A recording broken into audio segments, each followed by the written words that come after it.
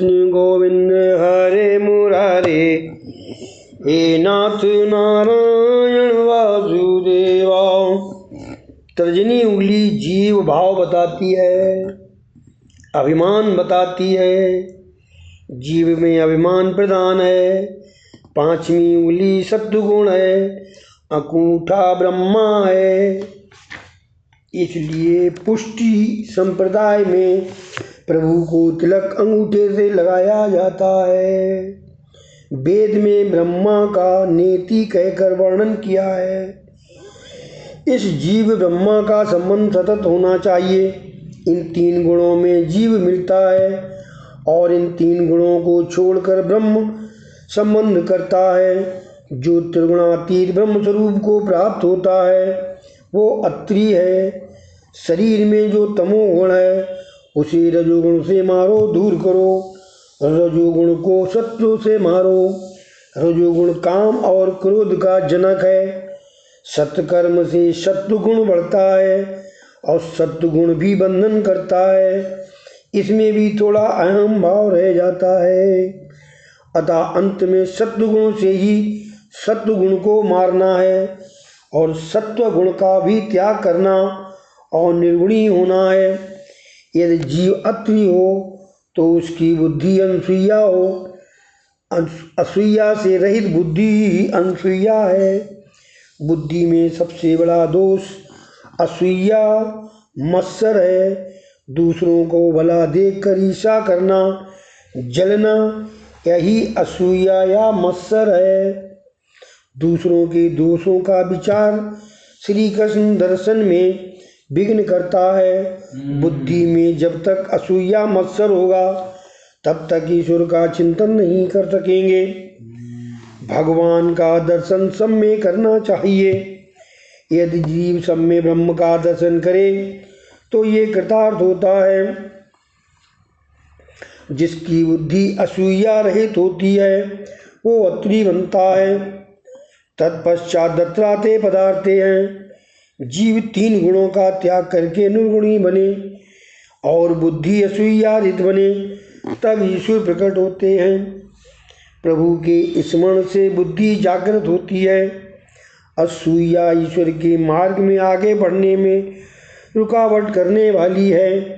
असूया ज्ञान शक्ति के मार्ग में रुकावट करती है। इसलिए किसी से असूया मत करो। जब बुद्धि अनसूया बनती है तब ईश्वर का चिंतन कर सकती है। अनसूया महान पतिव्रता है। एक बार देवर्षि नारद कैलाश में आए। शंकर समाधि में थे। पार्वती जी पूजन कर रही थीं। पार्वती जी ने नारद जी को प्रसाद दिया। नारद जी कहते हैं कि लड्डू बहुत सरस है, आज आपके हाथ का प्रसाद मिला है, परंतु उस अनसुईया के घर के लड्डू आपके लड्डू से श्रेष्ठ हैं। पार्वती पूछती हैं कि अनसुईया कौन है। नारद जी कहते हैं कि आप पतिव्रता हैं, मगर अनसुईया महान पतिव्रता हैं। पार्वती के मन में ईर्ष्या उत्पन्न हुई। अनसुईया मुझसे भी बढ़कर है। श्री शंकर जब समाधि से जागे तो पार्वती ने वंदन किया। घर के आदमी बहुत वंदन करें तो समझ लेना चाहिए गड्ढे में उतारने की तैयारी है।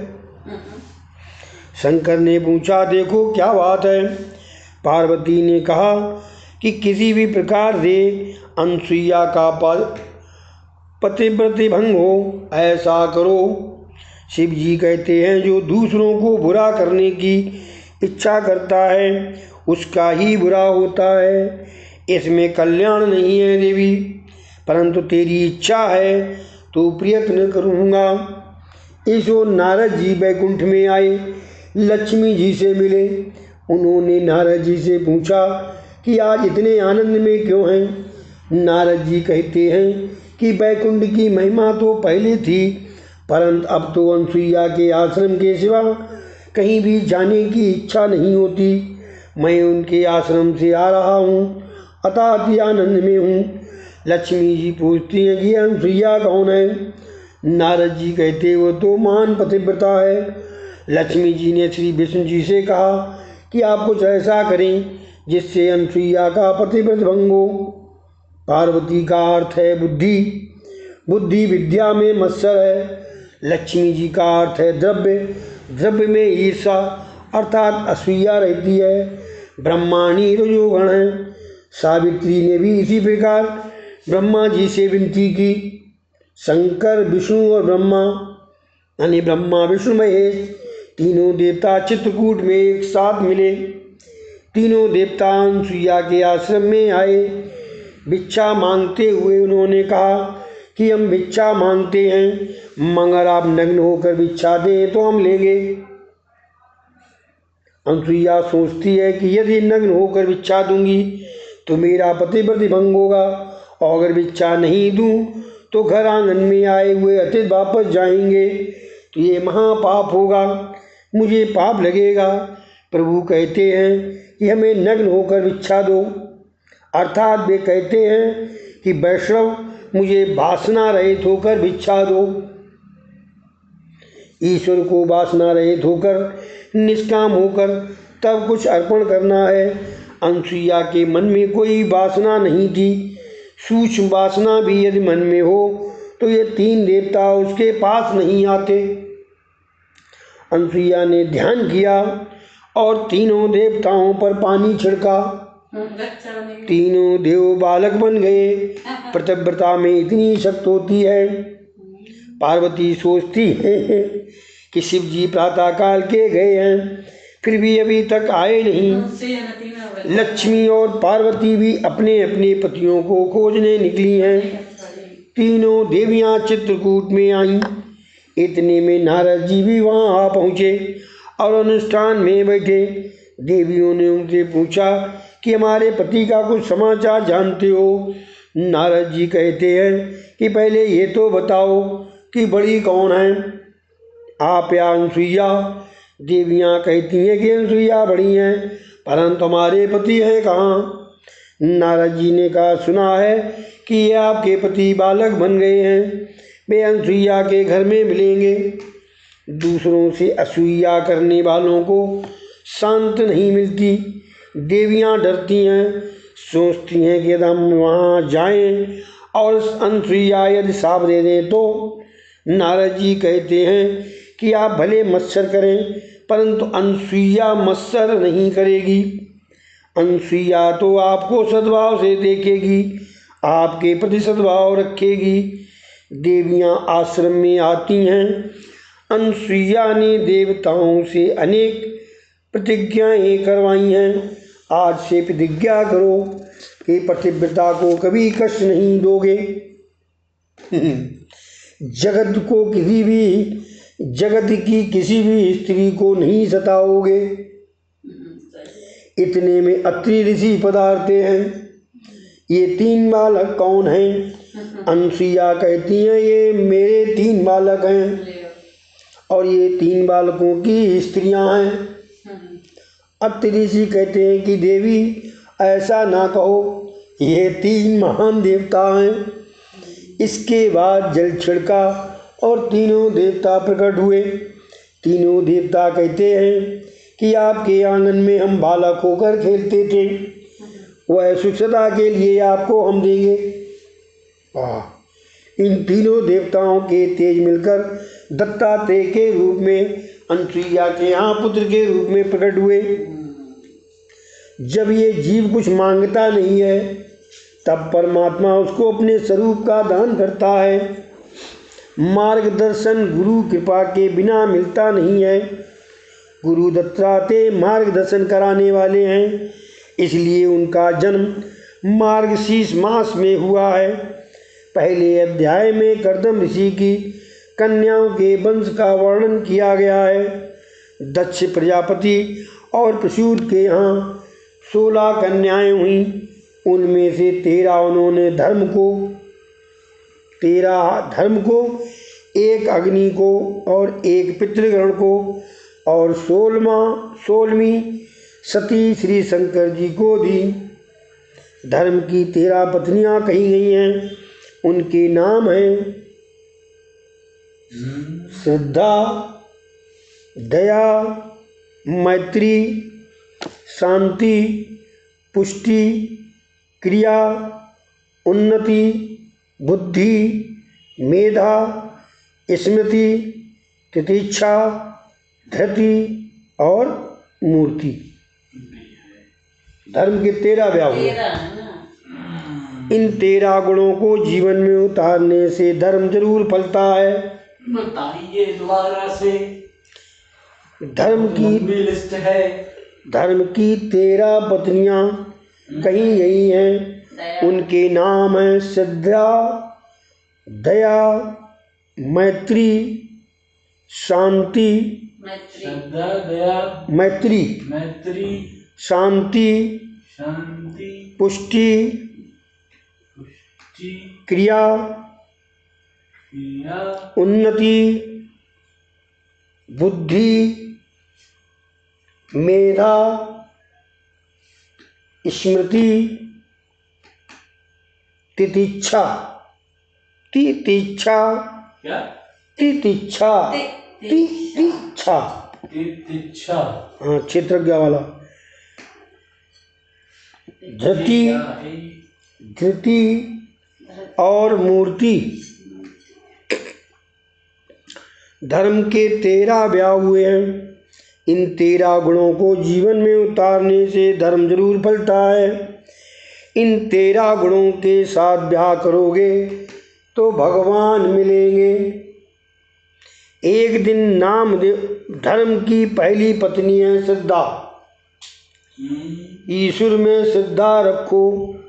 धर्म की प्रत्येक क्रिया श्रद्धा से करो। श्रद्धा दृढ़ होनी चाहिए। एक दिन नामदेव जी के पिता को कहीं बाहर जाने का प्रसंग आया। नामदेव जी उस समय छोटी उम्र के थे। घर में देव पूजा रखी हुई थी। उस पूजा का काम नामदेव को सौंप दिया गया था। पिताजी ने नामदेव को पूजा की विधि समझा दी। उसी तरह नामदेव जी भगवान को दूध के प्रसाद का भोग धरते थे। भगवान दूध पीते नहीं थे। नामदेव जी बहुत मिन्नतें करते हैं। रोज तो पिताजी के हाथ से आप भोग को स्वीकार करते हैं। आज मुझसे कुछ भूल हुई है क्या? आप दूध क्यों नहीं पीते? पिताजी ने नामदेव से कहा था कि भगवान विट्ठल नाथ शर्माते हैं, उनको मनाना पड़ता है, इसलिए नामदेव बहुत मनाते हैं। विट्ठलनाथ यदि आप दूध नहीं पिएंगे तो मेरे पिताजी मुझे मारेंगे। विट्ठल दूध पियो ना। पर जब सब विनती व्यर्थ हो गई तो नामदेव जी मूर्ति के आगे अपना सर फोड़ने को तैयार हो गए। वे बोले, विट्ठल दूध पीना है कि नहीं? दूध नहीं पियोगे तो मैं अपना सिर फोड़ लूँगा। भगवान नामदेव जी की दृढ़ श्रद्धा और भक्ति देखकर प्रसन्न हुए। ज्यों ही नामदेव सिर पटकने को तैयार हुए, वहाँ भगवान प्रकट हो गए। भगवान ने दूध का कटोरा ले लिया और दूध पीने लगे। 5 वर्ष के नामदेव भगवान को दूध पिलाते हैं। और जब नामदेव को लगा कि भगवान विट्ठलनाथ सारा दूध पी जाएंगे तो उन्होंने प्रभु की ओर से आवाज दी, विट्ठल तुम सारा दूध पिए जा रहे हो, क्या मुझे प्रसादी नहीं दोगे? पिताजी तो मुझे रोज प्रसादी देते हैं। नामदेव का प्रेम देखकर विट्ठल जी बहुत प्रसन्न हुए। प्रभु ने नामदेव को गोद में ले लिया और दूध पिलाया। दृढ़ श्रद्धा भक्ति से, दृढ़ प्रेम से जड़ भी चेतन बनता है। जीव मात्र के साथ मैत्री रखो। श्रीधर स्वामी ने कहा है, सबके साथ मैत्री रखना तो शक्य नहीं है, पर यदि सबके साथ मैत्री न हो सके तो कोई ही हर्ज नहीं, मगर किसी के साथ बैर मत रखो। किसी से बैर करना भी न करना भी मैत्री के समान है। धर्म की 13वीं पत्नी है मूर्ति, और उनके घर नर नारायण प्रकट हुए हैं। नारायण के माता पिता मूर्ति और धर्म हैं। मूर्ति में प्रेम रखो। जो मूर्ति को माता और धर्म को पिता मानेंगे उनके यहाँ नारायण का जन्म होगा। बद्री नारायण भगवान साल में एक बार मूर्ति देवी से मिलने के लिए आते हैं। वो कब समय होता है? धर्म पिता हैं और मूर्ति माता है। ये धर्म का बराबर पालन करोगे तो तुम्हारे घर नारायण प्रकट होंगे। दक्ष प्रजापति की छोटी कन्या सती का विवाह शिव जी के साथ हुआ है। दक्ष प्रजापति ने शिव जी का अपमान किया, इसलिए सती ने अपना शरीर यज्ञ में भस्म कर दिया। भगवान शंकर महान हैं, सचराचर जगत के गुरु हैं। संत ज्ञानेश्वर जी ने ज्ञानेश्वरी में कहा है, जगत में जितने धर्म संप्रदाय हैं उनके आदि गुरु श्री शंकर हैं। गुरु किए बिना मत रहो। सभी मंत्रों के आचार्य शिव जी हैं, इसलिए उनको गुरु मानकर मंत्र दीक्षा लेनी चाहिए। विदुर जी पूछते हैं, देवों में सबसे श्रेष्ठ शिव जी के साथ दक्ष प्रजापति ने बैर किया। इस बात को सुनकर बहुत आश्चर्य होता है। ये कथा मुझे विस्तार से सुनाइए। मैत्रेय जी कहते हैं, प्राचीन काल में प्रयागराज में बड़ा ब्रह्म सत्र हुआ था। त्रिग्रही का योग जब होता है तब कुंभ होता है, और गरुण जब अमृत लेकर जा रहा था तब चंद्र, सूर्य और गुरु इन तीनों ने अमृत कुंभ की रक्षा की थी। ज्ञान और भक्ति जब मिलते हैं तब मानव समाज में सुख और शांति होती है। प्रयागराज में बड़ा ब्रह्म सत्र हुआ। सभा में शिवजी अध्यक्ष के स्थान पर थे। उस समय दक्ष प्रजापति वहाँ आए। जहाँ भी मनुष्य बैठा हो वहीं भक्ति करे, वह उत्तम भक्ति है। शिवजी महाराज भगवान नारायण का ध्यान कर रहे थे। सभा में कौन आया और कौन गया इसका उनको भान नहीं था। दक्ष वहाँ आए, दूसरे देवों ने उठकर उनका सम्मान किया, परंतु शिवजी खड़े नहीं हुए। उस समय क्रोध में आकर दक्ष ने शिवजी की निंदा की। श्रीधर स्वामी ने तो निंदा में से भी स्तुति के अर्थ निकाले हैं, अर्थात इन निंदा के शब्दों में से भी शिवजी की स्तुति रूप अर्थ निकाले हैं। श्रीमद् भागवत पर सबसे उत्तम टीका श्रीधर स्वामी की मानी गई है। वे नरसिंह भगवान के भक्त थे। दसम स्कंद में श्री कृष्ण की शिशुपाल ने निंदा की है, उसका श्रीधर स्वामी ने स्तुति परक अर्थ किया है, क्योंकि निंदा सुनने से भी पाप लगता है।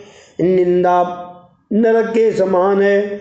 जो व्यक्ति उपस्थित न हो उसके दोषों के वर्णन करने को निंदा कहते हैं। शिव जी की निंदा भागवत जैसे ग्रंथ में शोभास्पद नहीं है।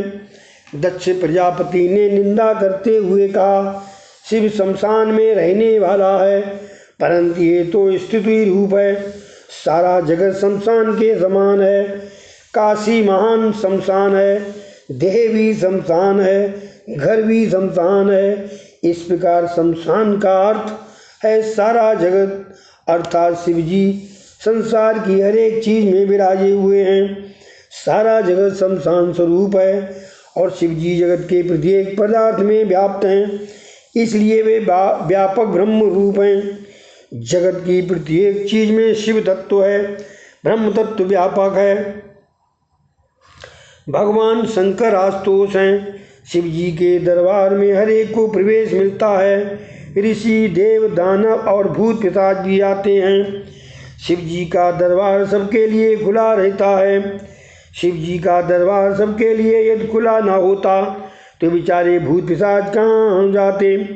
राम जी के दरबार के दरवाजे पर हनुमान जी गदा लेकर खड़े रहते हैं कि जिसने मेरे राम जी की तरह भाई पर प्रेम रखा हो, राम जी की तरह मर्यादा का पालन किया हो, पर स्त्री की माता समान माना हो, उसे ही अंदर जाने का अधिकार है।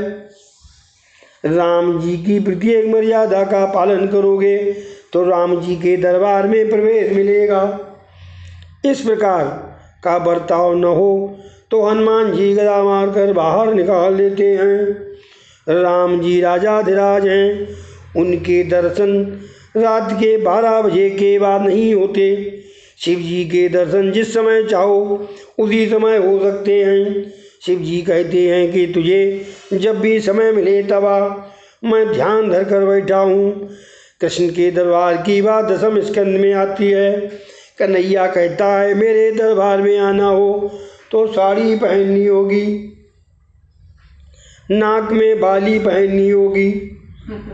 वह कहता है कि मेरे दरबार में आना हो तो गोपी बनो, गोपी बनकर आओगे तो मेरे दरबार में प्रवेश मिलेगा। जिसकी अपेक्षा कम होती है वो उदार बन सकता है। एक बार कुबेर भंडारी शिव जी से पूछते हैं आपकी क्या सेवा करूं? शिव जी कहते हैं जो दूसरों के पास से सेवा मांगता है और लेता है वो वैष्णव नहीं है, दूसरों की सेवा करता है वही वैष्णव है। मेरी तरह नारायण नारायण करो। माता जी ने कुबेर से कहा मेरे लिए स्वर्ण महल बना दो। कुबेर ने स्वर्ण महल बनवा दिया। वास्तु पूजा के बिना तो महल में प्रवेश नहीं किया जा सकता। वास्तु पूजा के लिए रावण को बुलाया गया। रावण ने वास्तु पूजा कराई। शिव जी ने रावण से कहा जो मांगना हो मांग लो। रावण कहता है ये अपना महल ही मुझे दे दो। पार्वती जी कहती हैं मैं जानती थी ये लोग कुछ भी रहने नहीं देंगे, मांगने वाले को नहीं देना मरण के समान है। शिव जी ने स्वर्ण महल रावण को दे दिया। रावण जैसा कोई मूर्ख नहीं हुआ है।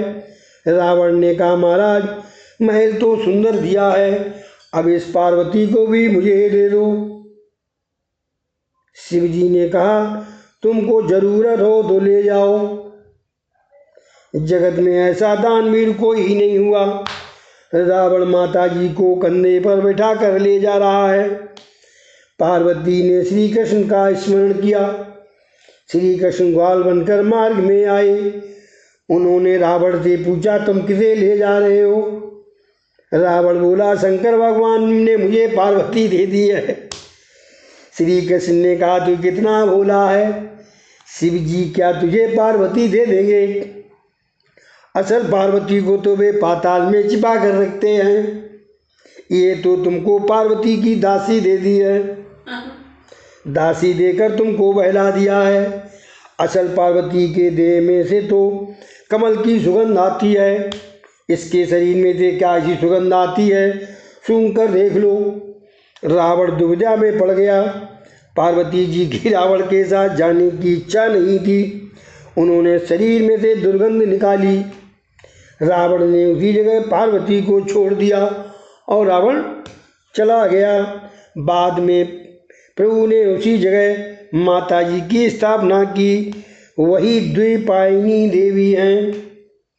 दक्ष बोला शिव स्वयंचारी तथा गणहीन है, प्रकृति के कोई भी गुण शिव जी में नहीं है, अतः वे निर्गुण ब्रह्म विधि निषेधातीत परमात्मा हैं। शास्त्र की प्रवृत्ति विधि निषेध की प्रवृत्ति अज्ञानी जीव के लिए है, शिव जी के लिए नहीं है। दक्ष प्रजापति ने कहा आज से किसी भी यज्ञ में दूसरे देवों के साथ शिव को आहुति नहीं दी जाएगी। श्रीधर स्वामी ने अर्थ किया है कि सब देवताओं के साथ नहीं, शिव जी सभी देवों से श्रेष्ठ हैं, अतः महादेव हैं। इतर देवों से पहले शिव जी को आहुति दी जाएगी और यज्ञ के बाद जो बचेगा वह भी समाप्त में शिव जी को दिया जाएगा। शिव पुराण में कथा है शंकर और पार्वती की शादी हो रही थी। विवाह के समय 3 पीढ़ी का वर्णन करना पड़ता है। शिव जी से कहा गया कि अपने पिता का नाम बताओ। शिव जी सोच में पड़ गए, मेरे पिता कौन? महारुद्र। शिव का जन्म नहीं है। नारद जी ने कहा बोलो मेरे पिता ब्रह्मा हैं। शिव जी ने कहा मेरे पिता ब्रह्मा हैं। फिर पूछा गया तुम्हारे दादा कौन हैं? शंकर बोले विष्णु दादा हैं। फिर पूछा गया आपके परदादा कौन हैं? ये सुनकर शिव जी बोले मैं ही सबका परदादा हूँ। जगता पितरो वंदे पार्वती परमेश्वरो। शिव जी महादेव हैं। सूत जी वर्णन करते हैं राजन, शिव जी के मस्तक में ज्ञान रूपी गंगा थी। निंदा सुनकर भी सहन कर ली। वहां से जुड़ा ये कोई बात कर रहे हैं दक्ष की पूरी कहानी कहाँ।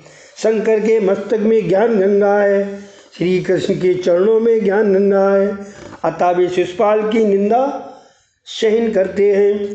प्रतिकार करने की शक्ति होने पर भी जो सहन करता है वही महापुरुष है, वो धन्य है।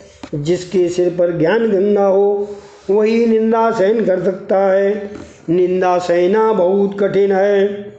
निंदा सहन करोगे तो प्रगति कर सकोगे। जो कलह बढ़ाता है वो वैष्णव नहीं। अतः शिव जी सभा में एक भी शब्द नहीं बोले।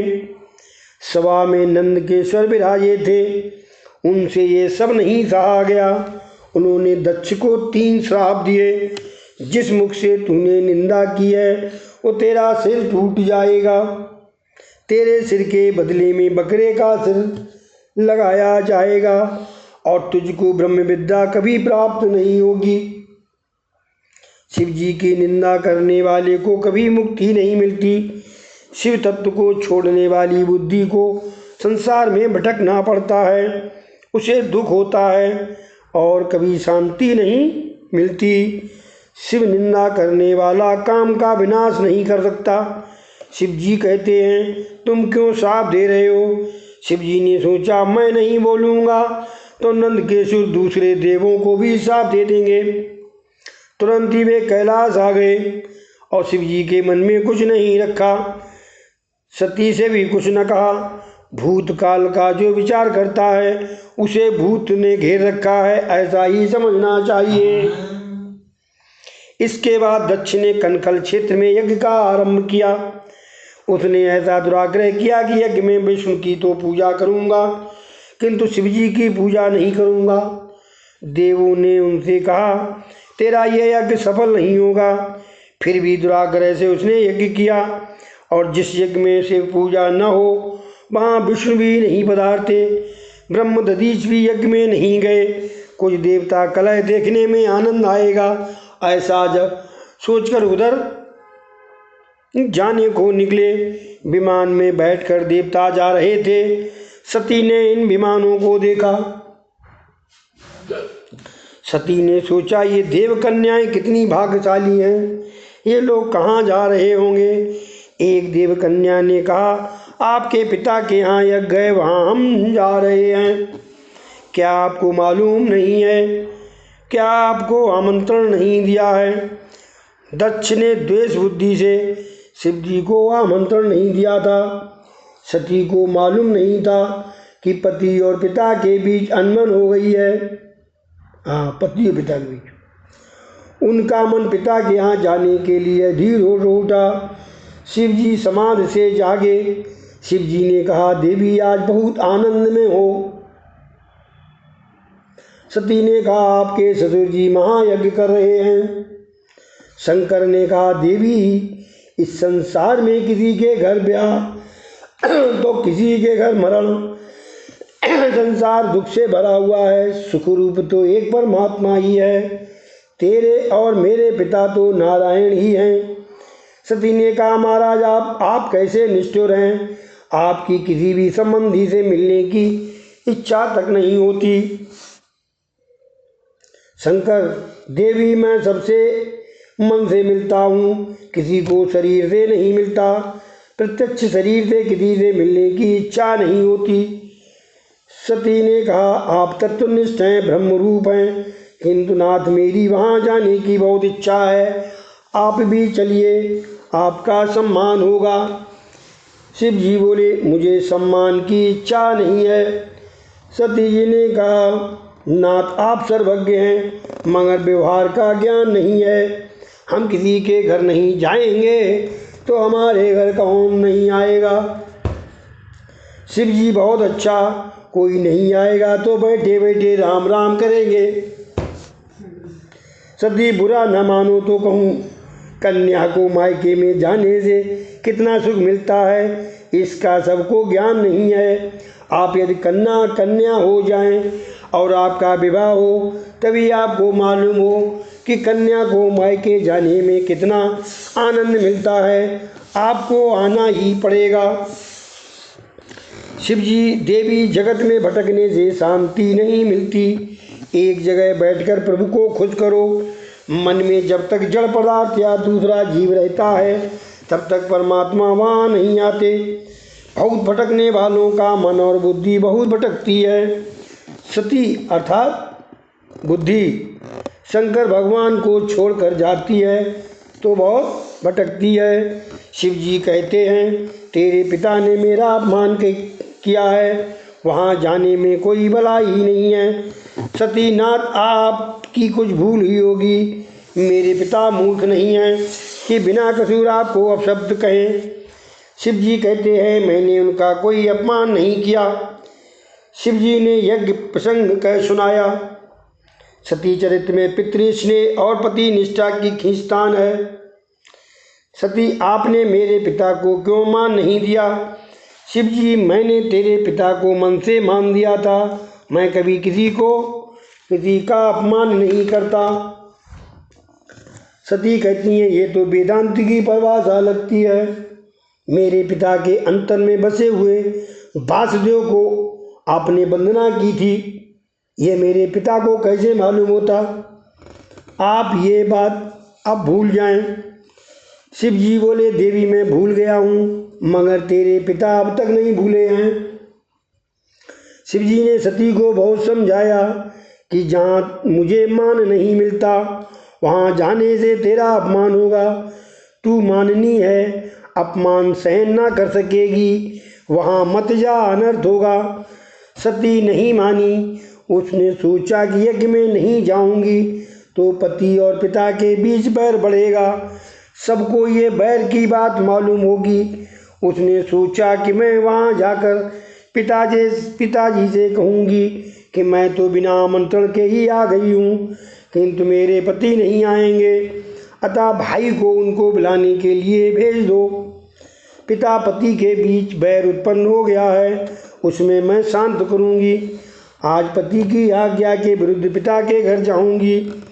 सती ने घर छोड़ा, और जिस दिन घर में झगड़ा हुआ हो उस दिन घर छोड़ना नहीं चाहिए। जो घर छोड़ता है वो बाहर सुखी नहीं हो सकता। शिव जी ने सोचा, सती जा रही है तो अब वापस नहीं आएगी, जाने दो, किंतु अकेली जाए ये ठीक नहीं है।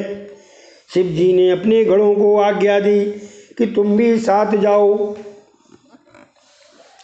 सुखदेव जी वर्णन करते हैं, राजन शिवगण आ गए।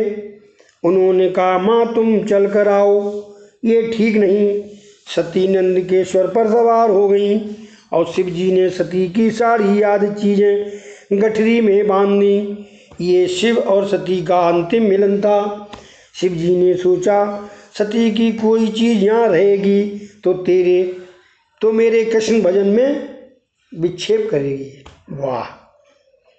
तथा आगे बढ़ रही है, पेज ज़्यादा हो रहे हैं। मन में विकार उत्पन्न हो, ऐसा कोई चित्र घर में नहीं रखना चाहिए। वह चित्र मन में आएगा तो कृष्ण भजन में विघ्न करेगा। सती ने कहा, इन सब चीज़ों की क्या ज़रूरत है।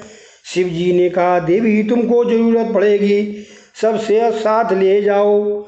सती को बहुत जल्दी जाना था, इसलिए व्यास जी ने रास्ते का वर्णन नहीं किया है।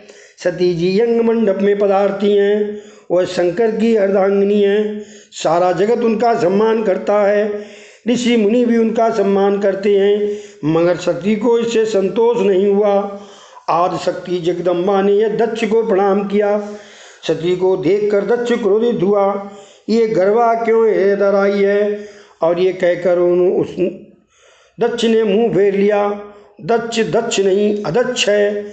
शिव माहिन सूत्र में लिखा है, क्रिया दक्षो दक्षा प्रतिपत्रि धीसा स्तनूमृता मिषूणा माजित्यम षण दशस्य सुरगुणा और कृंतावशस्वता कृतिफलो विधान विष्णुनो और ध्रुवम कर्तु शुद्धा विदुर्वाचारस्य ही मखा। श्रीधर स्वामी ने कहा है, क्रिया दक्षा अपि अदक्षा मूर्खा, और दक्षा क्रिया दक्षा नहीं अपितु क्रिया दक्ष था। सती सोचती हैं, मेरे पिताजी मेरे सामने भी नहीं देखते, मेरी अब यहाँ रहने की इच्छा नहीं है, मैं घर जाऊंगी। शिव जी उदार है, वे मुझे स्वीकार करेंगे। माता सती यज्ञ मंडप में भ्रमण करती है। सब देवताओं की स्थापना की गई थी, केवल शिव जी की स्थापना नहीं थी। सती ने देखा यज्ञ में सब देवताओं को यज्ञ भोग दिया गया है, परंतु शिव जी को नहीं दिया गया है। शिव जी के लिए आसन भी नहीं रखा था। आज ईशान दिशा खाली थी। दक्ष प्रजापति ने सती का अपमान किया, पर वह सती ने सहन किया, परंतु सती से अपने पति का अपमान न सहा गया। सती को बहुत दुख हुआ। जगदम्बा क्रोधित हुई, सिर पर बंधी हुई फूलों की बेड़ी भी छूट गई। ये देखकर देवता माता जी का वंदन करने लगे और बोले, माता जी क्रोध ना कीजिए। सती कहते हैं, आप घबराइए नहीं, अब मैं क्रोध अपने शरीर पर करूँगा। इस शरीर से मैंने पाप किया है, पति की आज्ञा का मैंने भंग किया है। इस शरीर को अब मैं जला दूंगी। सभा में जगदम्बा ने 13 श्लोकों में भाषण दिया। अरे तेरे जैसा विषयी शिव तत्व को क्या जानेगा? जो शरीर को आत्मा मानता है वह शिव तत्व को क्या जाने? बड़े बड़े देवता शिव के चरणों का आश्रय लेते हैं। शिव कृपा के बिना कृष्ण भक्ति सफल नहीं होती। प्रवृत्ति और निवृत्ति से परे होकर स्वरूप में मग्न रहने वाले शिव जी परम ब्रह्म परमात्मा हैं। मुझे दुख हो रहा है कि शिव निंदा करने वाले दक्ष की मैं पुत्री हूँ। सती उत्तर दिशा के प्रति मुख रख कर बैठी हैं, देह को छोड़ने के लिए योग मार्ग में स्थिर होकर बैठी हैं। शिव जी का ध्यान करते करते उन्होंने शरीर में अग्नि तत्व की भावना की है। अंदर से क्रोधाग्नि बाहर आई, शरीर जलने लगा। आदि शक्ति जगदम्बा का अपमान हुआ, अब दक्ष का कल्याण नहीं। नारद जी कैलाश में शिव जी के पास पधारे हैं। भगवान शंकर सनकादिक ऋषियों को ब्रह्म विद्या का उपदेश कर रहे हैं। नारद जी कथा में बैठे हैं। वे सोच रहे हैं कि शिव जी कैसे भोले हैं। सती ने शरीर को जला दिया, फिर भी उनको दुख नहीं हुआ। नारद जी रो रहे हैं। वे शिव जी से कह रहे हैं, आप विदुर हो गए हैं, आपका अपमान हुआ है, वो सती से नहीं सहा गया। सती ने अपनी देह जला डाली है। आदि शक्ति का नाश होता है, नाश नहीं होता। सती अदृश्य रूप में शिव में मिल गई। नारद जी कहते हैं, आप इन लोगों को दंड दीजिए।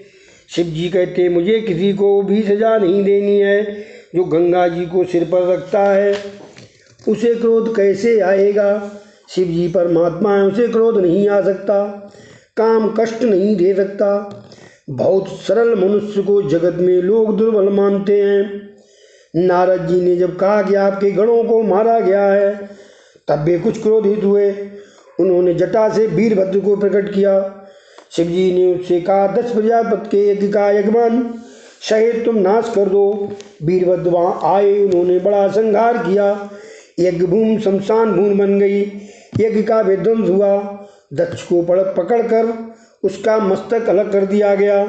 देवता घबरा गए, वे ब्रह्मा जी की शरण में गए। ब्रह्मा जी ने सबको उपालंब दिया कि जिस यज्ञ में शिव जी की पूजा नहीं होती है वहाँ तुम क्यों गए?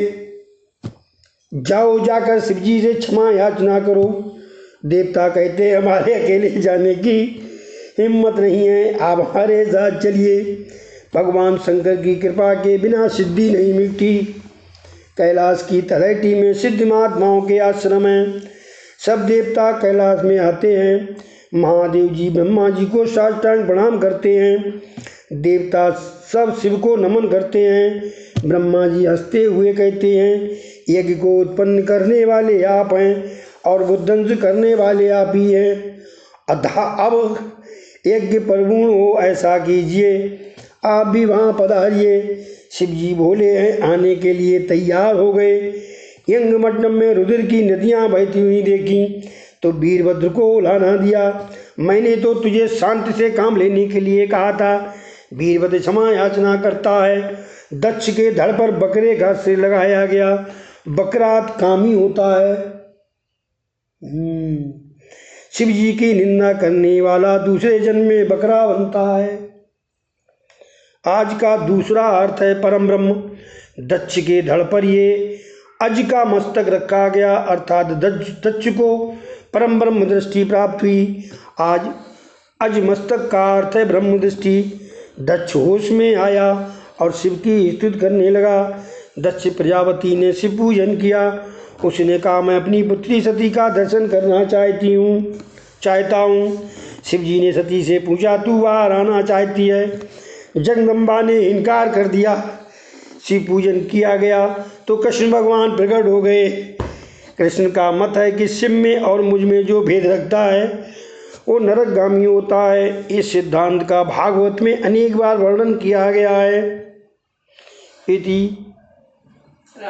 आदि आज की कथा समाप्त होती है। बोलो श्री कृष्ण भगवान की जय। हरे कृष्ण कृष्ण कृष्ण हरे हरे, हरे राम राम राम हरे हरे, राम राम हरे हरे।